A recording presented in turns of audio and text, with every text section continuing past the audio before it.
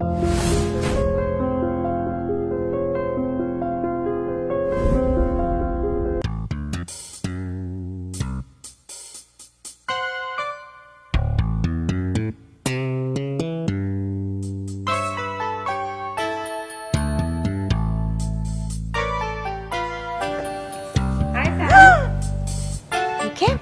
I can't escape. No, we have to do this.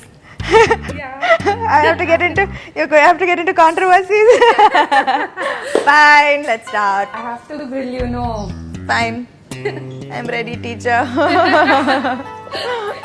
It's the 8th film which has crossed the $1 million mark. And go like, I love you, USA. Golden leg and everything. So does that put a lot of pressure on you? Silver, copper, steel, scrap. so again, it's now back to being golden $1 million. You can always be replaced. So have you gotten over that feeling? You know, just it's a step-by-step process, and then you reach on the top, and you're like, now who's replacing me? Who's coming? Because what do you do next? You're now called a fashionista, right? And I blame Girja for that. She got me into this damn thing and now I can't stop. No, you have to do the hair, you have to do the makeup, you have to wear the clothes, the uncomfortable clothes, the uncomfortable heels. I'm really tired. I really want to go in jeans and t-shirts. So you worked with all the top stars, Mahesh Babu, NTR, Pawan Kalyan. You are power stars. Like this is exactly, there was cajoling. There was like, no, sir, you can do it. And you said like, really, I can do it. Really? So after I called him Papa Garu. Your pictures with Sitara all over and create a lot of memes also. So Mahesh hates me for this, but she's definitely going to be a superstar heroine. And Mahesh says she'll become a scientist. I said, sure, she'll play a scientist in the film. Like, shut up. let you go get your afternoon nap.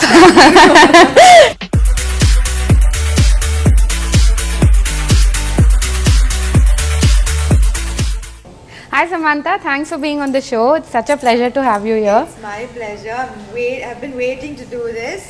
Thanks to you. Thanks to your fans for actually pushing you to do it. So on Twitter they've been like, when do you interview Samantha? When do you interview? No, I've been really wanting to do it as well because I really like what you're doing, and also that you love me makes a lot of difference to my life. So I really want to do this too. So are you having a nervous breakdown right now, or does that happen only during your films? Well, it depends upon the questions you're going to ask me. You can ask me the same question in 15 minutes and then I'll tell you. Okay, so are you sure you have only 24 hours in a day? Well, for the last 8 months, I'm not so sure exactly. I have been working like a crazy person, I think, but I think it's all coming together really well and it's all worth it at the end. Right, talking about time, your film 24 is doing so well, and it's the 8th film which has crossed the $1 million mark, so congrats on that. And from tomorrow onwards I'm going to wear a I love USA cheerleader t-shirt and go like, I love you USA. Oh God. Yeah, so basically now you're called the $1 million baby and golden leg and everything. So does that put a lot of pressure on you? Well, I'll be honest, it does because it's not always been like that. There was a golden leg, golden hand, golden face happening, and then there was a phase probably in 2013 and 14 where I became silver, copper, steel, scrap. So again, it's now back to being golden $1 million. But so I think that I'm getting stronger with every passing year. It was difficult initially, but I'm getting stronger. Right. Talking about your work, you've been working almost every single day, apart from those few days where you took off for your birthday. So how do you push yourself each day to get to work? What drives you? The kind of films that I am being a part of. They say like when it rains, it pours. So the films, all four films releasing this summer are very special, very unique. They're all different from the other. Like already I've had two releases and two super hits. Terry was very different from 24. Terry was it was mass, but it also had, I kind of walked away with an impact. Right. I left an impact on people in this film, even though it was an out and out mass commercial entertainer. And 24 is a very intelligent film. It's a very risky project, but also an intelligent film to be a part of, and I just had to be a part of this film, whatever role was offered to me. And I think the same goes for Nitya as well. Right. We both knew what was happening on this film, and we definitely had to be a part of it, come what may. Right. So how have you been picking your scripts, trying to find a balance? I think post, the whole Anjan, Rabasa, Ramayavastha, that phase, I think I decided that I should stop trying to piggyback on other people and just do films only where I feel connected to the role, not piggyback on combinations, but also focus on what am I bringing to the film. So I think that change brought about the selection of 30, 24, Tangamagan, Brahmotsam. They're all very different from each other, and I have different roles to play, because if I play the same thing, not only the audience, even I'm getting really bored. So I think this change was very necessary. So what does success mean to you, especially when you have limited role to play in a big commercial film? So does a hit actually boost your confidence? Very much. Or is it all just luck? It's a mix. I would say it's a mix. It's a mix. Definitely, even if I had planned meticulously, I wouldn't have been able to have a summer. I wouldn't have been able to arrange a summer like what I'm having right now. So it's a mix of hard work, a mix of luck, destiny. It's a mix of all those things. A hit is very, very important for any actor. Right. You might be a good actor or a decent actor, but hits are very, very important. Being successful at the box office is very important, and I think that I've had a mix of hits and mix of performance-oriented films. So do you believe in luck, or is it destiny? Because you can connect the dot backwards only, right? So. Yeah, I am. I always say that I am God's favorite child. I had great highs, decent lows, not ridiculously bad lows, but great highs. Right. In your previous interviews, Samantha, you've said that you've been very clear that you want to make money. So have you tried to strike that balance between finding that perfect role, or? I have still never ever signed a film for the money. So as much as I say yes, you need to earn, I don't think that my heart is really in the money. My list of prerogatives for signing a film, the last would be the money. The first would be like script, director, hero, then money. So you've let go of films which actually paid you a lot? Yeah, I think initially in my career itself I did things like this. Initially in my career, I think my greatest decision was doing IGA and letting go of 2 mass masala films that were paying triple what IGA was paying me. And if I had committed to IGA, I wouldn't have been able. The decision was commit IGA. You can't do the other films because it required a lot of dates. Plus the remuneration was 1/3 of the other films. But I knew that. I think that was one risky decision that I made, which I'm very, very thankful for very early in my career. Right. So given the stature you are in right now, I'm sure you get a script every other week. Apart from the fact that you don't have dates, what is the other reason that you give for not signing a project? I think, right now it's always like, oh sorry, I don't have dates, but it's mostly because if I don't connect to the project, I just can't bring myself to do it. However, nobody can convince me. Like once I decide to do a project, it's head on.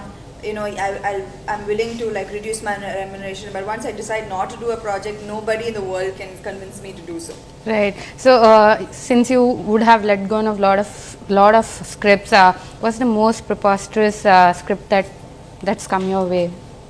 Do you recollect any? I can't say that now, but yeah, there are quite a few where I've thought people are actually putting money on this project.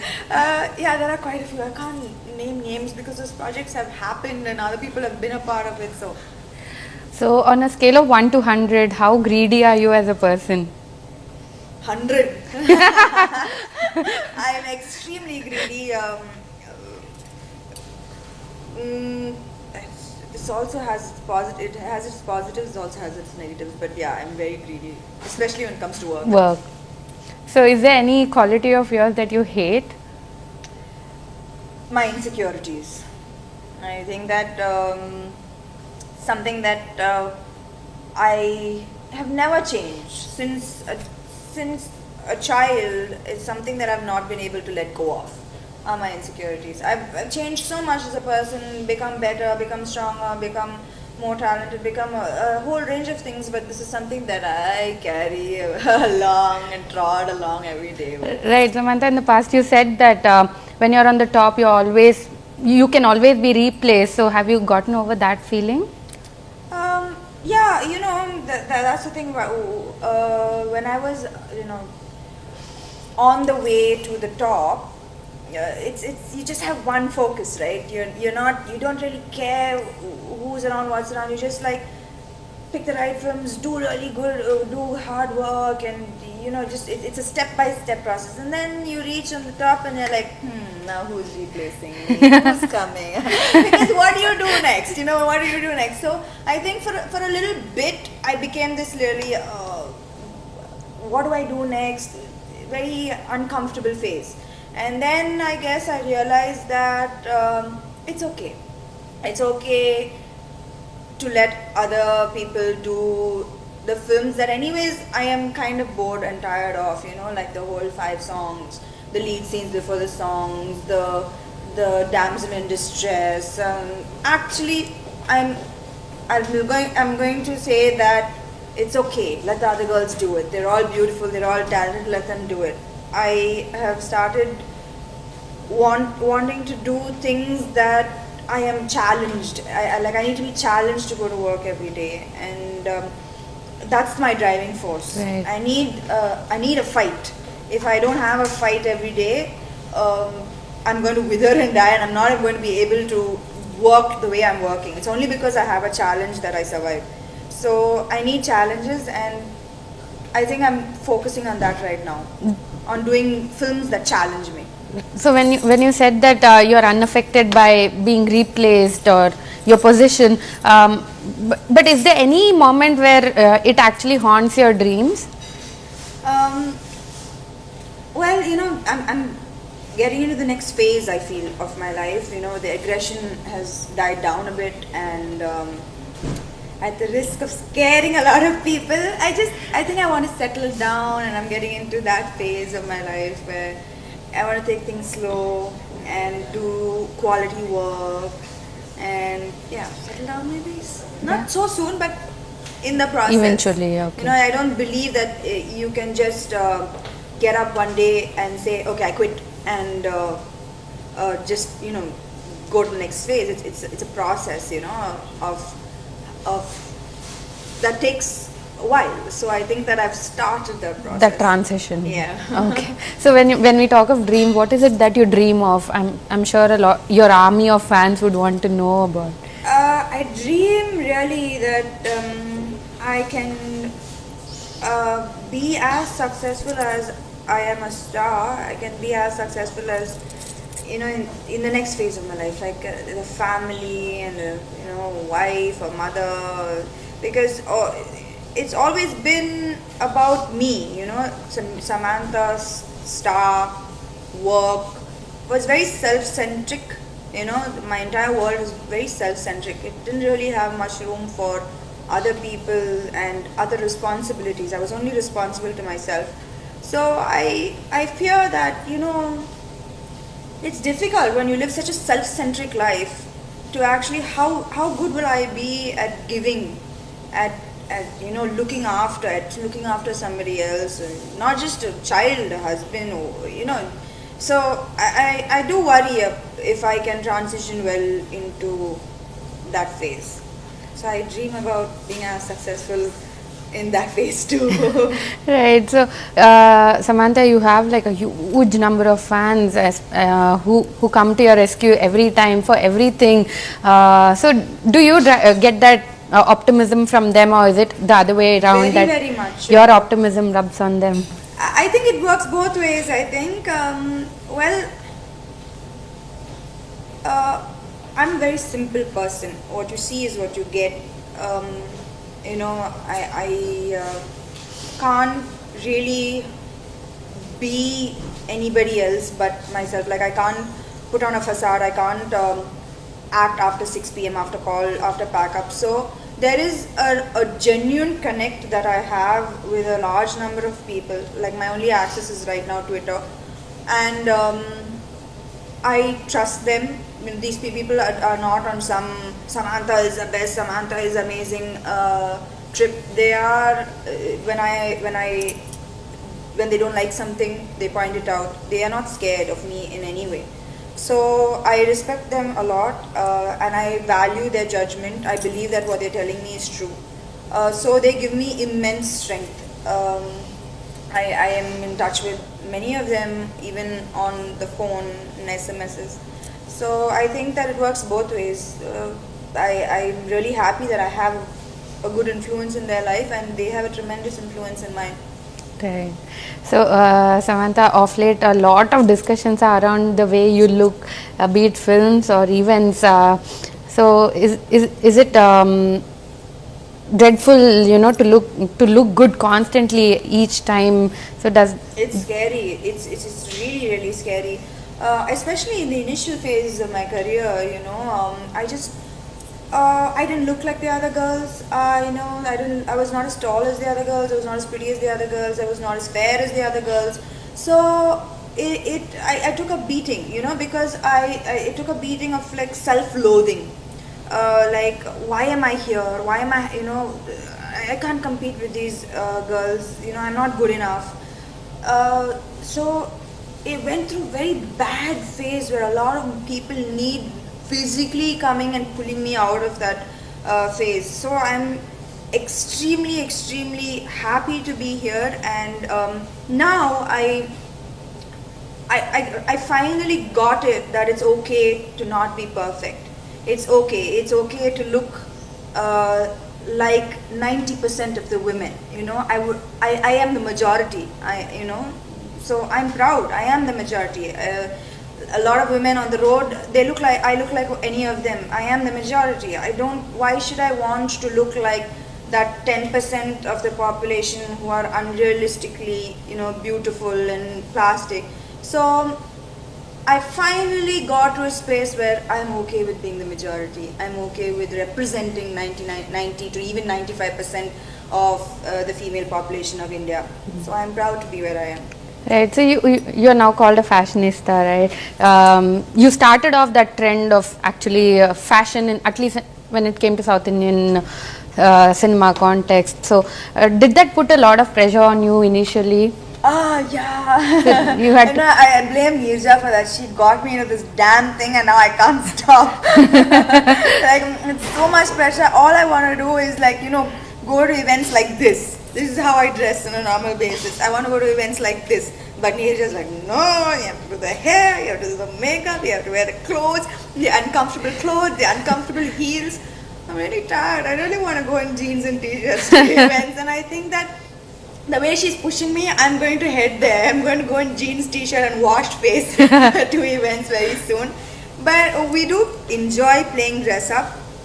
I think that, which girl doesn't like playing dress up? So again, we appeal to a lot of girls. I think that a lot of people have been following fashion now, shoes and clothes, and looking way more presentable than they used to. So I'm glad girls are having fun, and we're just having fun. right.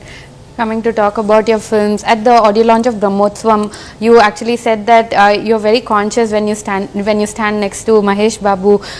So were you really serious about Oh what yeah, you said? he's one of the most good-looking actors we have in India, and he can look good in anything. In fact, he looks best in just a normal cotton T-shirt and jeans. You know, he doesn't even have to try anything. He just looks so good in even the simplest attires, and well, yeah, it's that added thing, you know, whether you need to look presentable, you need to look presentable as well with him. And thank God for a really good DOP in Brahmotsam that he took care of half the problems. So you worked with all the top stars, Mahesh Babu, NTR, Pawan Kalyan. So what is it that you've learned from them in the process? Oh, you know, I've always said that working with superstars is way more easy than working with, you know, the next bunch, because these guys are so secure of their position. By these guys I mean, like, you know, like Mahesh Babu, Pawan Kalyan, Surya, um, they, Junior NTR, they are very secure and very again, what you see is what you get. You know that what you're talking to them is what they are. You don't have to, like, you know, wonder, to read too much between the lines. You don't have to try to read between the lines. What you see is what you get, and it's I find it very easy dealing with those kind of people. You know, it's very easy to go to work and when you know the person you're working with. And they all have been truly inspiring in many different ways to me. Like Mahesh he is at the top of his game, and even if the director says superb, amazing, he'll say one more. You know, no, let me just do this one more. So even for the smallest shot, and I think he doesn't even have to.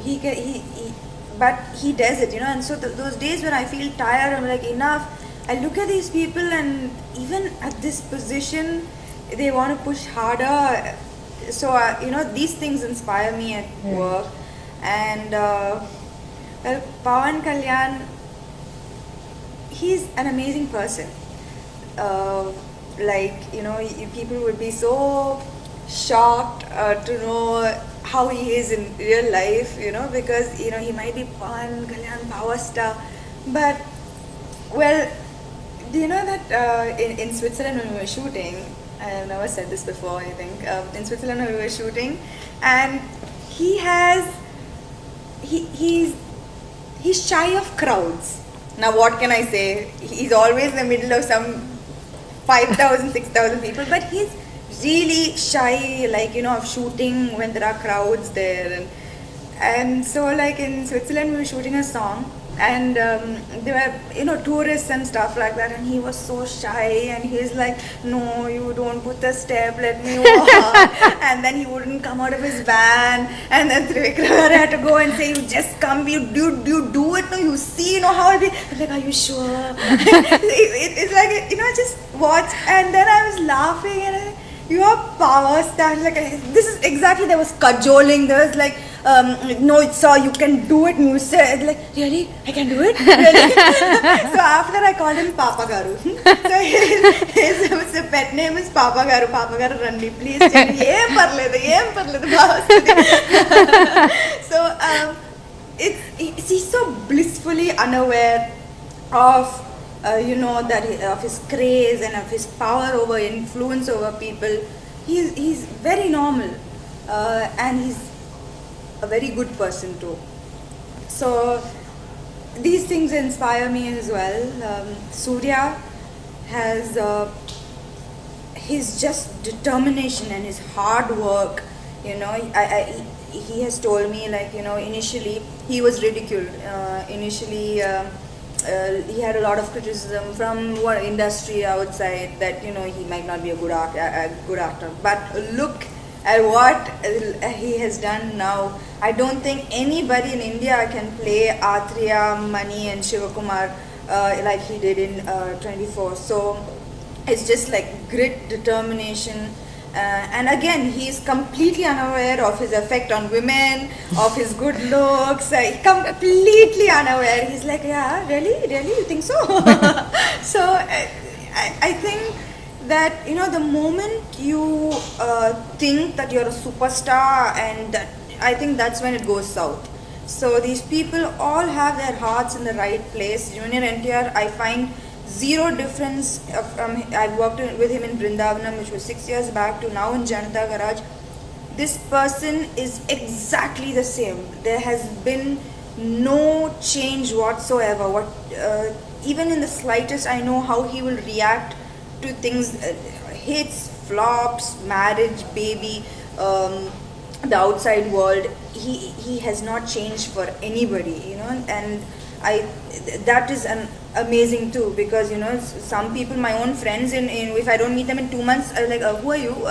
You've changed so much. The way they talk, everything changes, but it's difficult to find people who are rooted. Right. So this is your round 2 with most of the top stars, right? What are your conversations like with them? Now it's on a pally basis. I get along well with most of them, like actually all of them. I get along really well with all of them, and I'd like to think I'm not difficult to be around. So the fact that I'm working with most of them again and again, I think is probably because they don't hate my guts. What is Brahmotsavam all about, Samantha? What has Srikanth written for you? I'm very thankful to him. I know it looks like there's so many actors in the film, but he has given me a solid role. And well, the trailer also starts with my voiceover. Yeah. So it is a typical Srikanth Adala film. Again, it's something only he can do, to tell very. Like I said, even in the order list, Chinna Chinna Utsavalu Kalapite Brahmotsavam Avutadi, and that's exactly what the film is. Right. So you also have Kajal and Pranita in the film. How are your equations? I don't have any scenes with Kajal. I had I think one scene with Pranita, but both of them have good roles in the film too, from what I know of the story. And I think that this film,